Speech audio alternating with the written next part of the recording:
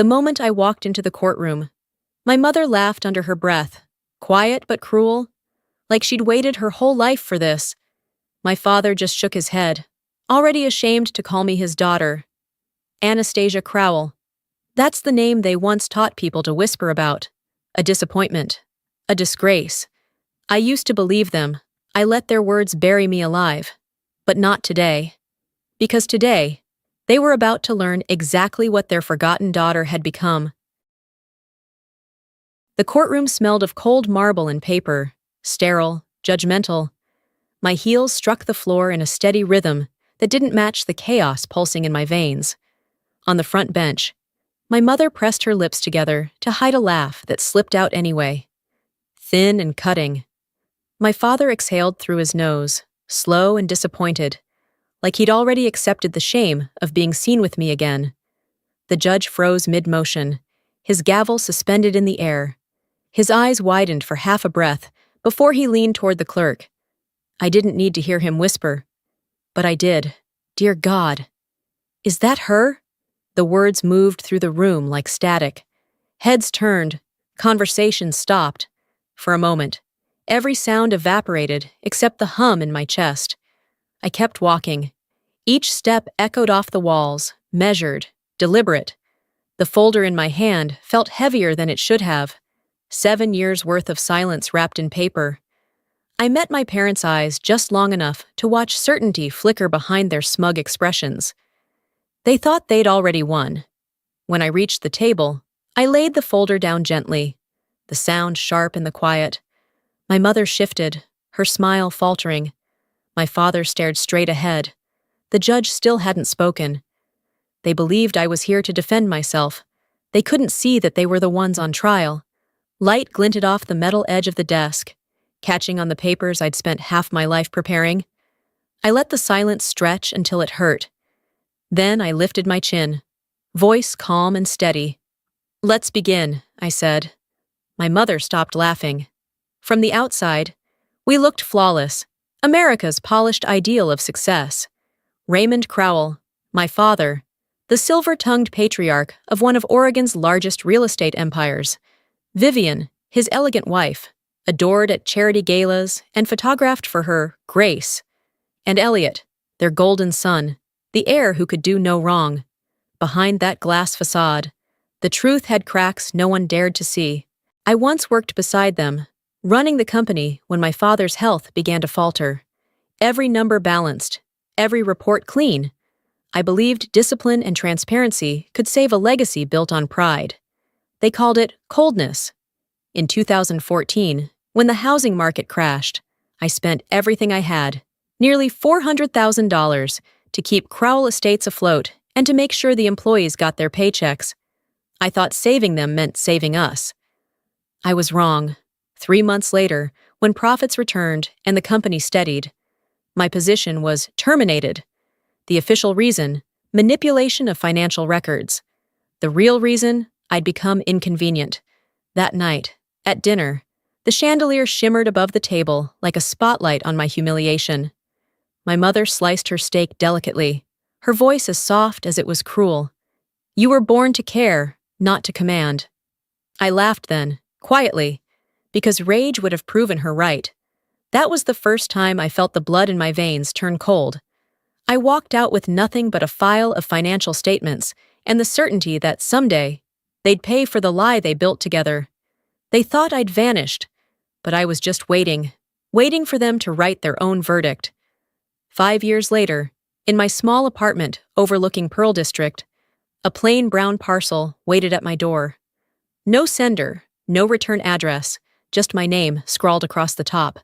Inside was an envelope sealed with fading wax. The handwriting was unmistakable. My grandfather's, for her eyes only, G. Crowell.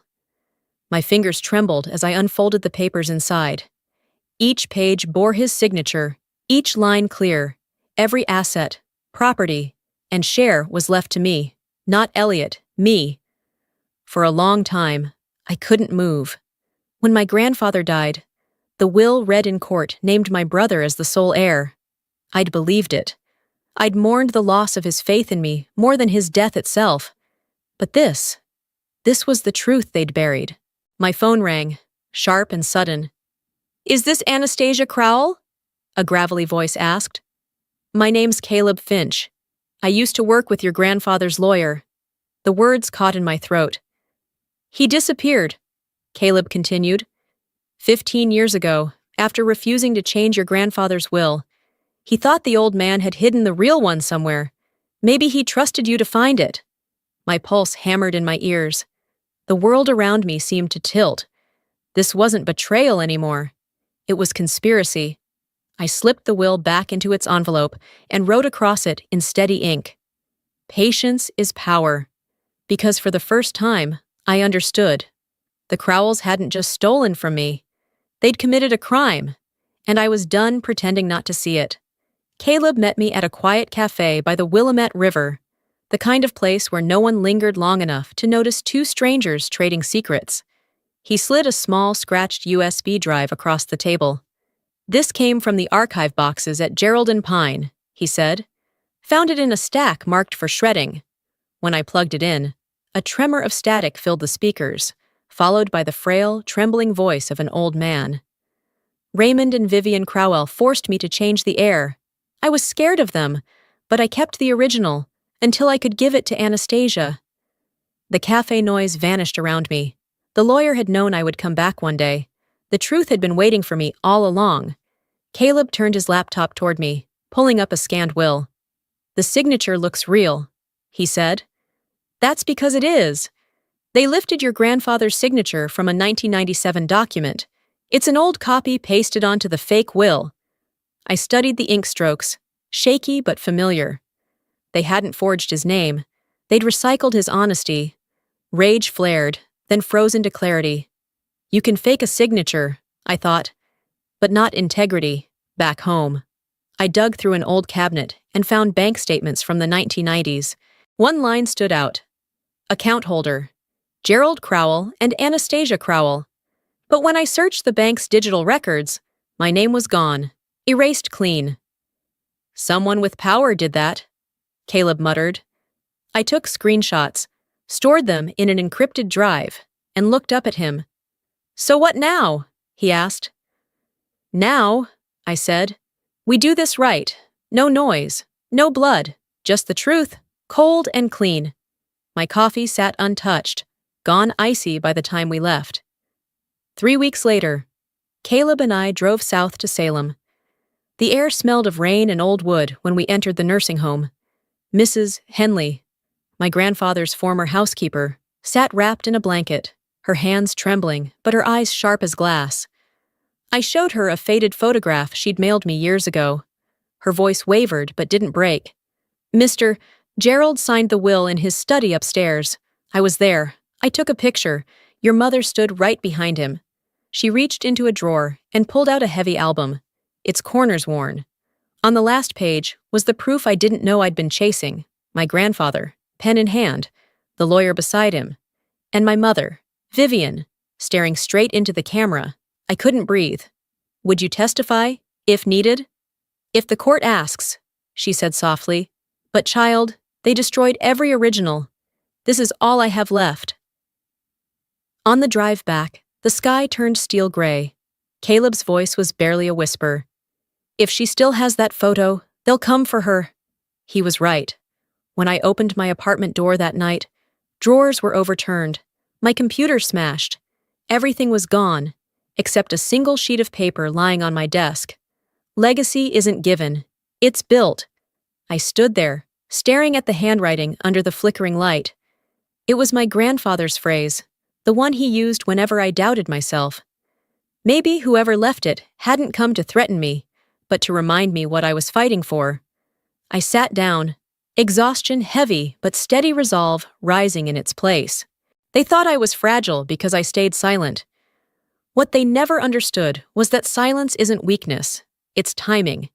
And my time was coming. Elliot's message came late, saying the family wanted to talk one last time, at the lake house at Crater Lake, where my grandfather once taught me to row. I knew it wasn't peace, it was control again. The house glowed gold under candlelight. My mother seated like a queen in pearls. My father still crisp in his dark suit. Elliot sipping wine, pretending confidence. He looked at me and said, "You still think you're better than us, don't you?" I said nothing. My fingers brushed the recorder hidden in my jacket. My father smiled thin as glass. "We don't have to keep fighting. Anna signed this and it's over." The paper on the table was a waiver of inheritance. I picked up the pen, pretending to consider. Elliot laughed. "She doesn't need to carry Dad's mess anymore. He already took care of that old lawyer, right, Dad?" Silence thickened. My mother gasped. My father's eyes flashed. But it was too late. The recorder had it all. I laid the pen down now. "I know he didn't disappear from old age," I said, and walked away, leaving their whine and panic behind. That night, Caleb called, his voice low. Raymond Crowell offered me money to forget. He said I recorded it. He sent the file, my father's voice calm. "We just want to protect the family name. You'll get more if you forget this." I forwarded it to federal prosecutor Sandra Nguyen. She said, "I've been waiting 7 years for this, Anna. Now it's their turn." A cold clarity filled me. Justice was no longer a dream, but motion. Rain followed me back to Portland, lights smearing across the highway, like memories I turned toward the cemetery, the ground soft beneath my shoes. My grandfather's headstone was worn, but the words still there. "Integrity builds legacy." I laid white orchids on the stone, whispering, "I'm not reclaiming money, I'm reclaiming truth." The wind lifted a note from my pocket. "Legacy isn't given. It's built." The same line, left after my office was broken into. I finally understood it came from Gerald Pine, the lawyer who vanished his last warning before they silenced him. My phone buzzed. A message from my mother. "Tomorrow try to smile when they convict you." I answered, "You taught me silence, Mother, but not how to use it for lies, back home." I gathered the evidence, the will, the photograph, the recordings, the bribe video, placing them in my leather case, each page a blade of truth. I caught my reflection in the mirror. One woman destroyed, another rebuilt tomorrow. I whispered, "They'll stop laughing." Rain tapped against the glass, steady like a countdown to justice. The courthouse in Multnomah glared under white lights. Cameras flashing outside, reporters shouting the name, Crowell Estates, as if it were already a scandal carved into history. I walked in wearing black, my hair tied tight, the echo of my heels slicing through the noise. Inside, my mother sat straight, a smile sharp enough to draw blood, my father's jaw locked. My brother leaned back in his chair, arrogant calm. Their attorney glanced at me and smirked. "They'll crush you, Miss Crowell." I looked at him once. "I'm not here to crush anyone. I said I'm here for the truth." The first video played Elliot's voice from the lake house filling the room. Dad already handled that old lawyer. "Remember?" The air snapped. My mother shot up, shouting, "That's edited." The judge's gavel slammed silence. Then came the second file. Caleb's recording, my father's voice steady. "We just want to protect the family name. You'll get more if you forget this." The room froze, lights from the cameras glinting off his face, his hands trembling. I stood and placed a sealed envelope before the judge. My grandfather's letter read aloud. "If she stands before you, she has already carried more weight than any man in this family." The judge lowered his eyes, then spoke. "This case isn't complicated, it's criminal." The sound hit like thunder. Their lawyer slumped, my parents pale, my brother silent. I exhaled slow. They laughed when I walked in. They weren't laughing when I walked out.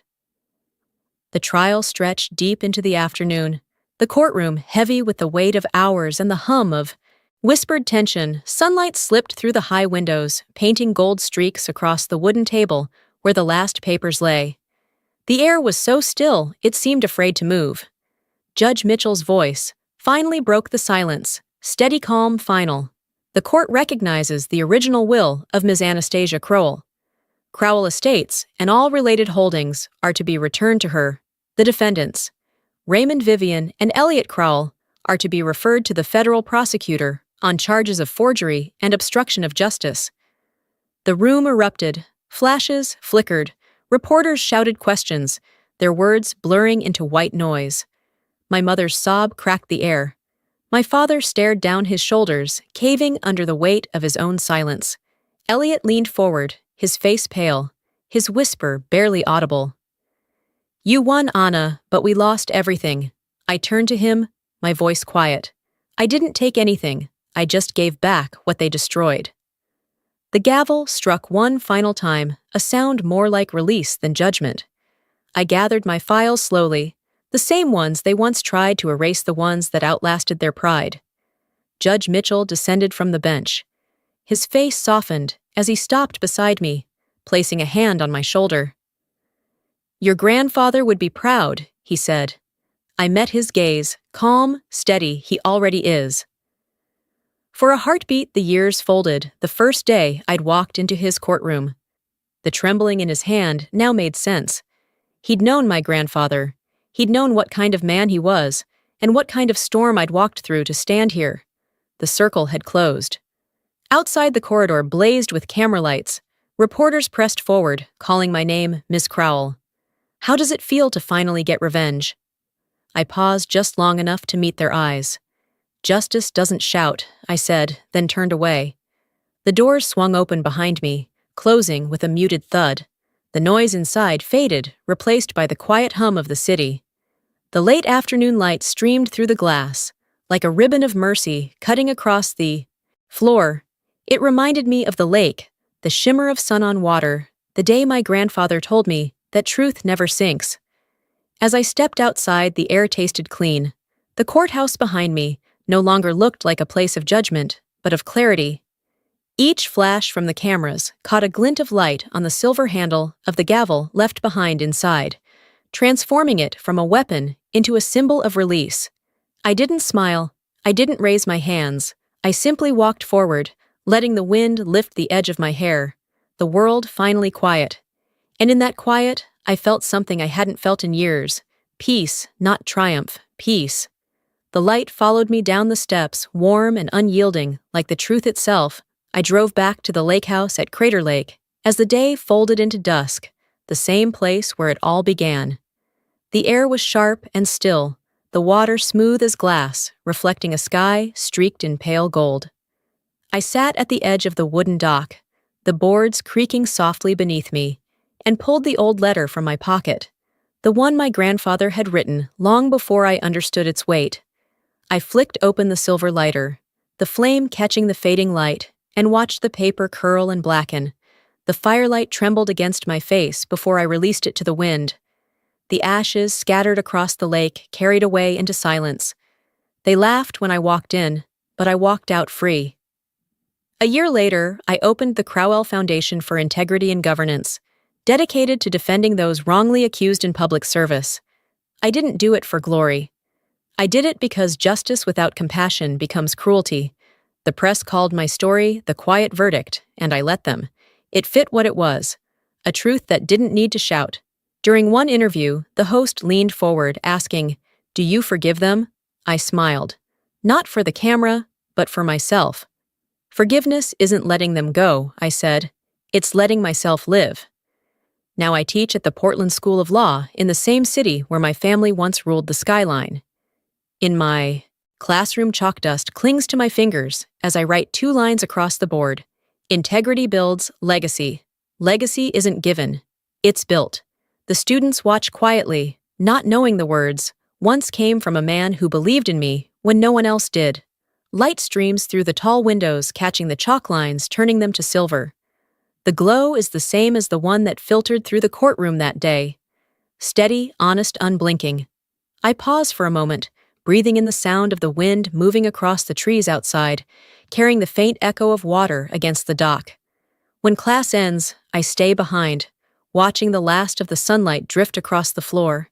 The reflection on the glass feels alive, almost like a heartbeat. I close my eyes, and for the first time in years, the quiet doesn't feel empty. It feels full, peaceful, forgiven. The story ends where it began, beside the lake. But this time, there is no fear, no bitterness, only calm. The wind hums, the water stirs, and the light keeps dancing across the surface, as if whispering the only verdict that ever mattered. It's letting myself live.